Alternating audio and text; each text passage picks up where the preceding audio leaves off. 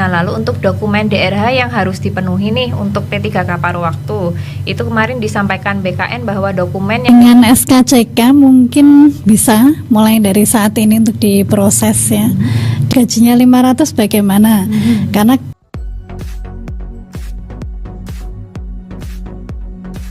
tenaga non ASN yang sudah bekerja 2 tahun namun tidak masuk dalam database, namun kemarin tidak ikut tes P3K, tidak mengikuti seleksi P3K, mereka memilih untuk mengikuti tes CPNS. Nah, ini kebijakan dari pemerintah pusat. Untuk saat ini belum bisa kita proses di dalam pengusulan P3K paruh waktu, karena nama-nama yang kita usulkan itu nama-nama yang sudah given. Jadi nama-nama itu memang ditarik dari SSC ASN, dari tarikan nilai saat seleksi kompetensi maupun database BKN, sehingga teman-teman yang belum masuk ke database ini meskipun mengikuti tahapan seleksi CASN yaitu CPNS baik SKD SKP ini ternyata belum masuk kriteria untuk kita usulkan dalam P3K paruh waktu. Namun demikian pemerintah Kota Pekalongan ini, Bapak Wali Kota, pejabat pembina kepegawaian ini memang sangat bijaksana sekali mengakomodir teman-teman yang sudah mengikuti tes CPNS, potensi masuk kriteria R4, nama-namanya kita himpun, kita kirim ke Menpan. Siapa tahu itu bisa menggugah hatinya Menpan, teman-teman ini bisa kemudian diakomodir sebagai P3K paruh waktu, kira-kira begitu. Dan ini sebenarnya problem nasional, semua yang ada di seluruh Indonesia dengan kondisi yang sama, ini juga sama, bahwa mereka masih, tiap-tiap instansi maupun daerah ini masih berupaya untuk mengakomodir teman-teman ini. Nama-nama yang lolos P3K paruh waktu, batas maksimal tanggal berapa ini? Terima kasih. Batas waktu untuk pengisian DRH mungkin yang dimaksud ya, karena dalam usulan penetapan NIK paruh waktu itu memang ada beberapa dokumen yang harus dilengkapi para calon paruh waktu ini. Kalau berdasarkan surat dari Menpan, surat edaran Menpan terakhir itu untuk proses pengisian DRH itu dijadwalkan sampai tanggal 15 September 2025. Namun sampai dengan saat ini kami coba sampling dari non ASN untuk membuka SSC ASN itu memang belum bisa dilakukan pengisian DRH. Jadi untuk teman-teman yang kemarin sudah diusulkan melalui OPD-nya untuk bisa mendapatkan NIK P3K paruh waktu, mungkin sebagai langkah awal itu pastikan bisa login di akun SSC ASN-nya, karena nanti semua proses usulan penetapan NIK akan lewat sana gitu. Lalu juga pastikan untuk dokumen-dokumennya yang bisa dipersiapkan dari sekarang itu dipersiapkan terlebih dahulu. Untuk dokumennya nanti akan dipenuhi semuanya secara digital ya, dengan scan.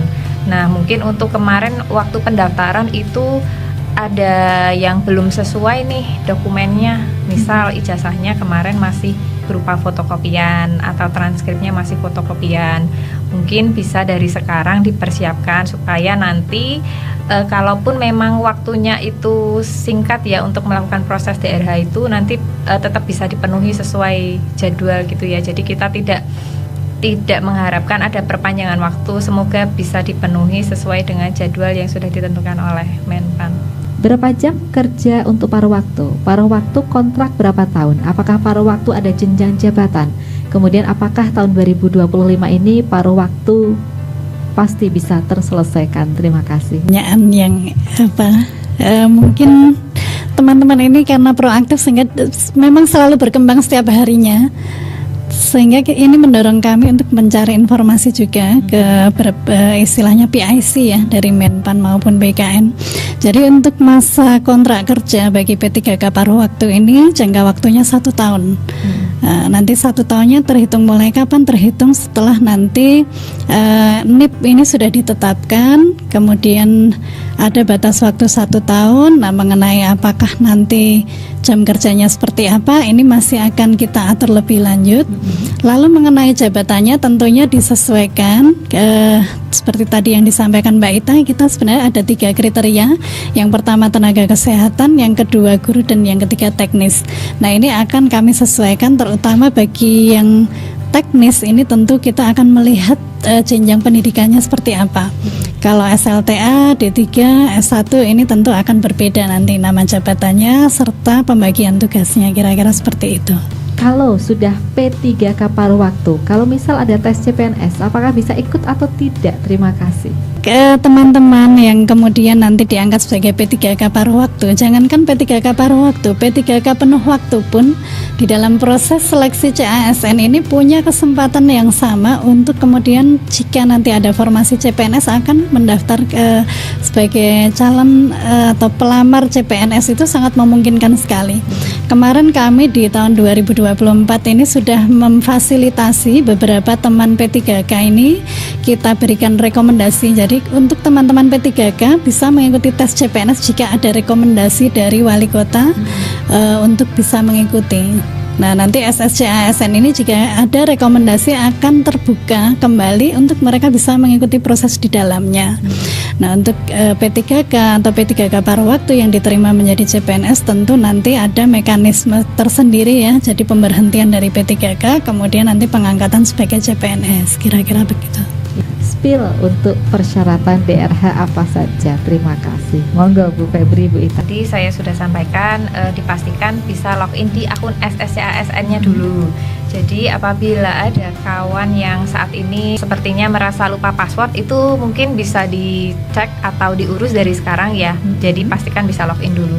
Nah, lalu untuk dokumen DRH yang harus dipenuhi nih untuk P3K paruh waktu, itu kemarin disampaikan BKN bahwa dokumen yang harus dipenuhi itu sama dengan pemenuhan dokumen untuk DRH P3K penuh waktu. Mungkin bisa saya sebutkan ya. Itu yang pertama itu surat lamaran dan surat pernyataan. Itu kemarin memang sudah diunggah pada saat pendaftaran. Ya. Namun mungkin waktu itu ada yang belum sesuai atau masih ada yang keliru, itu nanti bisa diperbaiki nanti saat pengisian DRH gitu ya. Lalu yang kedua untuk ijazah dan beserta transkripnya. Itu dokumennya dokumen asli, nanti di-scan dan di-upload. Lalu SKCK. Nah, SKCK ini pastikan masih berlaku dan hasilnya baik ya, atau bebas dari hukuman gitu. Lalu ada surat kesehatan sehat jasmani dan rohani yang diproses oleh dokter PNS atau yang bekerja di instansi pemerintah. Nah, ini juga hasilnya pastinya harusnya sehat ya, sehat jasmani dan rohani. Lalu ada surat keterangan bebas nafsa yang diproses sama oleh instansi pemerintah. Ini juga hasilnya harus negatif. Nah, lalu foto dengan background merah, foto formal dengan background merah. Nah, dari dokumen-dokumen tadi mungkin bisa dicek kembali nih, yang bisa buka akun SSCASN-nya apakah kemarin yang dipenuhi saat pendaftaran itu sudah sesuai atau belum. Nah, mungkin apabila ada yang belum sesuai itu bisa dicicil dokumennya untuk dipenuhi, diperbaiki yang sesuai dengan ketentuan. Nah, mengenai ijazah ada yang tanya juga ini. Iya. Kalau pas tes ini menggunakan ijazah setara SMK, tapi mempunyai ijazah diploma, apakah bisa diganti? Terima kasih. Oh ya, jadi untuk kemarin usulan formasinya berarti dengan SMK ya. Lalu saat ini ternyata punya D3. Ya. Nah, untuk saat ini sementara belum bisa. Jadi mungkin yang diakomodir untuk ijazah SMK-nya dulu. Namun kedepannya kami belum tahu ya apakah paruh waktu ini bisa diakomodir untuk perubahan data atau tidak. Namun untuk saat ini belum bisa. Belum bisa, Ya. seperti itu ya. Baik, kemudian ada tambahan lagi mengenai DRH, Bu Febri, Mbak Ita? Ya, izin menambahkan kawan RKP ya. Terkait dengan SKCK mungkin bisa mulai dari saat ini untuk diproses ya di Polres yang sesuai dengan domisilinya, di mana nanti dituliskan ini sebagai persyaratan penetapan NIP P3K paruh waktu. Karena memang di SKCK itu harus tercantum ya tujuan pembuatannya untuk apa, bisa dituliskan sebagai persyaratan penetapan NI P3K paruh waktu.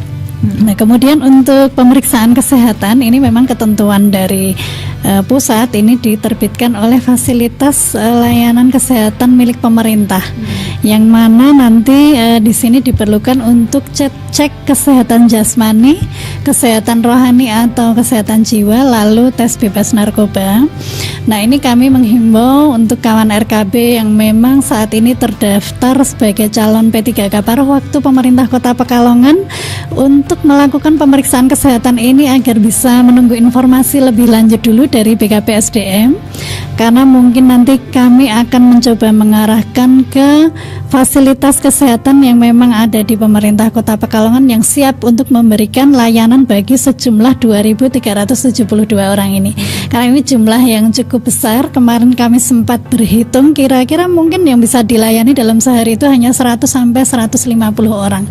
Nah, ini mohon kawan RKB ini bersabar dulu, nunggu informasi daripada nanti sudah check up kurang sesuai dengan ketentuan, sudah biayanya mahal, ini eman-eman kalau sampai ini dilakukan. Kira-kira seperti itu tambahannya ya. Ya, baik. Pertanyaan masih tentang DRH Ibu dari Mas Apip Alvaro. Pengisian DRH ijazah terakhir apakah sejak SD? Terima kasih. Monggo Mbak Ita. Ya, kawan Alvaro ya, Ya. tadi ya. Ya, kawan Alvaro, untuk pengisian DRH itu untuk yang diupload itu hanya ijazah yang diusulkan dalam formasi gitu. Jadi misal yang diusulkan dalam formasi itu ijazah S1-nya, berarti yang diupload hanya ijazah dan transkrip S1-nya. Namun untuk pengisian datanya itu dari SD gitu. Jadi yang diperlukan dari SD itu cuman datanya saja. Jadi mungkin seperti nomor ijazah, lalu tanggal ijazah. Namun itu tidak perlu diupload. Yang perlu diupload hanya ijazah terakhirnya saja. Ini masih banyak yang tanya tentang gaji nih ya. Apakah mungkin kita sampaikan lagi Bu Febri? Belum, kawan RKB yang akan memberkas di dalam pengisian daftar riwayat hidup ini sering kami temukan alamatnya itu tidak detail, tidak lengkap. Misalnya Jalan Progo. Nah, Jalan Progo ini di mana nih posisinya? Nah, mestinya nanti bisa lengkap jalannya di mana, nomor berapa, RT RW, bahkan sampai kelurahan, kabupaten, kota maupun provinsinya.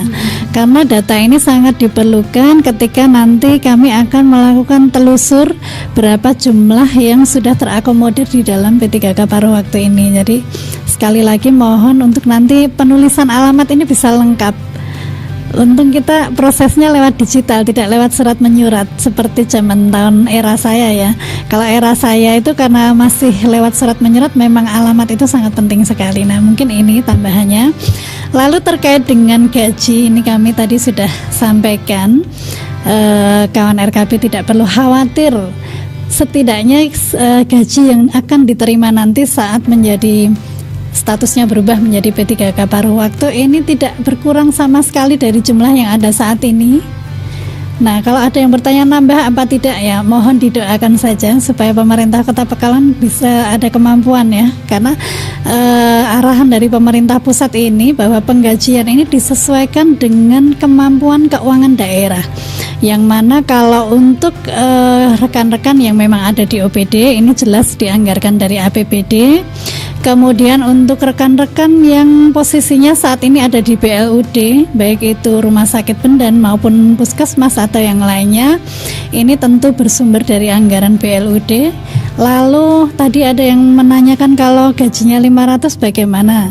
Karena memang fakta yang ada saat ini, rekan-rekan kita yang ada di sekolah yang bersumber dari BOS, dari anggaran BOS, ini ada yang nominalnya beragam, ada yang 500, ada yang 700 dan 800, kira-kira seperti itu. Nah, nanti besarannya ini sesuai dengan apa yang diterima saat ini. Kira-kira seperti itu, ditambah adanya fasilitas BPJS, kesehatan dan ketenaga kerjaan, kira-kira begitu.